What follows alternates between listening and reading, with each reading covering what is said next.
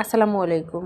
অনেক সময় এরকম হয় যে আমরা ঘর থেকে বাইরে যাই কোনো কাজের জন্য, সেখানে যে আমাদের চা খাওয়ার প্রয়োজন পড়ে।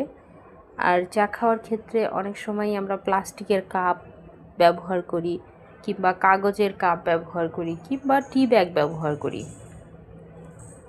প্লাস্টিকের কাপ বলুন, কাগজের কাপ বলুন আর টি ব্যাগ বলুন, প্রত্যেকটাই আমাদের শরীরের জন্য অত্যন্ত ক্ষতিকর। প্লাস্টিকের কাপে কখনোই চা খাওয়া বুদ্ধিমানের কাজ নয়। তার সাথে সাথে যে কাগজের কাপগুলো আছে সেগুলো কিন্তু বেশ ক্ষতিকর, এবং টি ব্যাগও ভীষণ ক্ষতি সাধন করে। এই টি ব্যাগের ভেতরে বা প্লাস্টিকের কাপ বলুন আর কাগজের কাপ বলুন, এই কাপগুলোর ভেতরে বা টি ব্যাগটার ভেতরে মেলামাইনের একটা অংশ থাকে, যেটা গরম পানিতে মিশে আমাদের স্বাস্থ্যের জন্য ক্ষতি সাধন করে। তাই যদি বাহিরে কোথাও চা খেতে হয় আর সেই ক্ষেত্রে তারা যদি আপনাকে টি ব্যাগ সাজেস্ট করে, আর তাদের কাছে যদি এই লিকুইড গুঁড়া চাটা না থাকে, তারা যদি টি ব্যাগ দিয়ে আপনাকে চা তৈরি করে দিতে, আপনি সেই ক্ষেত্রে একটা কাজ করতে পারেন।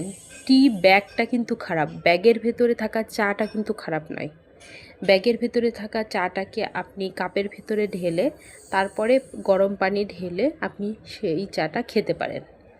এই ক্ষেত্রে কিন্তু আপনার শরীরে ক্ষতি কম হবে এবং আপনি চায়ের পরিপূর্ণ তৃপ্তিটাও পাবেন।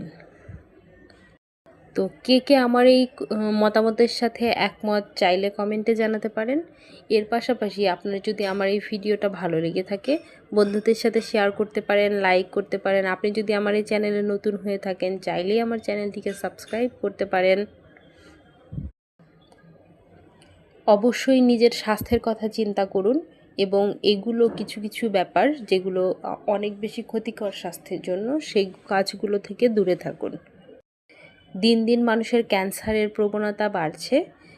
ক্যান্সারের প্রবণতা বাড়ার পিছনে কিন্তু এই সমস্যাগুলো একটা কারণ। আমরা একই পানির বোতল বারবার ব্যবহার করি, এটাও কিন্তু স্বাস্থ্যের জন্য ক্ষতিকর।